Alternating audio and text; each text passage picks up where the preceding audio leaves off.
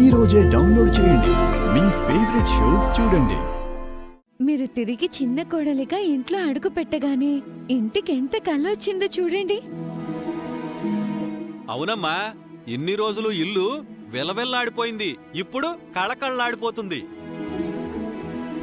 నీలో ఇటువంటి మార్పు రావడం నాకు చాలా సంతోషంగా ఉంది. నేను చనిపోదామనుకున్నాను, అమ్మకు దూరం అయిపోదామనుకున్నాను. ఇంకా అటువంటి అవసరం లేదు.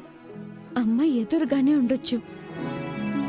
ఇదిలా కాంప్రమైజ్ అయిపోయిందంటే ఇక అమ్మ దీన్ని తల మీద పెట్టేసుకుంటుంది. జరిగినవేవో జరిగిపోయాయి, అవన్నీ పీడకలలనుకుందాం. ఇక మీదట ఈ ఇంట్లో అక్షయ పేరు వినిపించకుండా, అక్షయ ప్రస్తావన రాకుండా అందరం సంతోషంగా ఉందాం. నువ్వు వచ్చినట్టే అమ్మవారు కూడా తర్వాత వచ్చేసిందంటే మనకి పూర్వపు రోజులు వచ్చేస్తాయమ్మా. మౌనంగా ఉన్నావేంటమ్మా? మనసు మార్చుకునే వచ్చావని నీ నోటితో ఒక్కసారి చెప్పమ్మా. అందరి దిగులు వదిలిపోతుంది.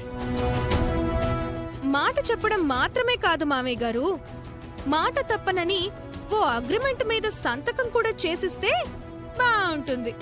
ఇంకాపుతారా అందరూ?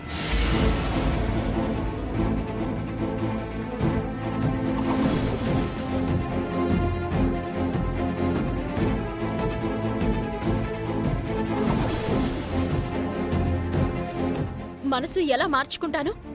కన్న కూతుర్ని ఎలా కాదనుకుంటాను? ఎందుకు అగ్రిమెంట్లు రాసిస్తాను?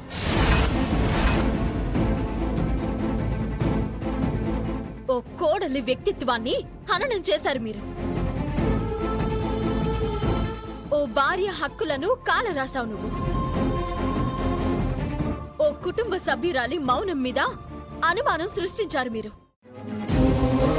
అవన్నీ మర్చిపోయి ఇప్పుడు మీ అవసరాల కోసం నన్ను ప్రేమగా ఆహ్వానించేస్తే కుక్క పిల్లలా తోక ఊపుకుంటూ వచ్చేస్తాను అని ఎలా అనుకున్నారు?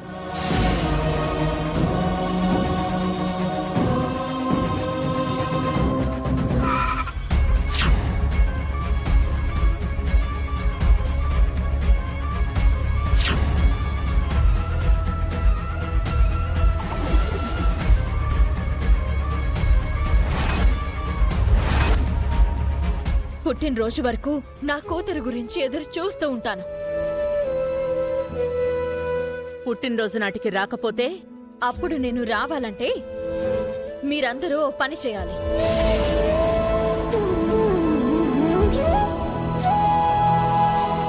మీరు నా మీద వేసిన నిందలు తప్పు అని అందరి ముందు ఒప్పుకోవాలి.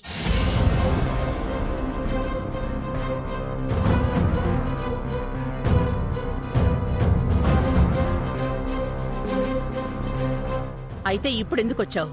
బావతో ఆఫీస్కి సంబంధించిన విషయం మాట్లాడాలి, అందుకే వచ్చాను.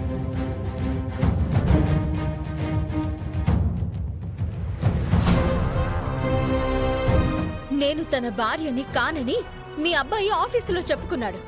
నేను చెప్పుకోలేదు. నా గుండెల మీద తను కట్టిన తాళి ఇంకా ఉంది. నా ఇంటి గోడల మీద తన జ్ఞాపకాలు ఇంకా ఉన్నాయి. ఎప్పటికీ ఉంటాయి. ల్యాప్టాప్ రూమ్లో ఉందా? పద వెళ్దాం.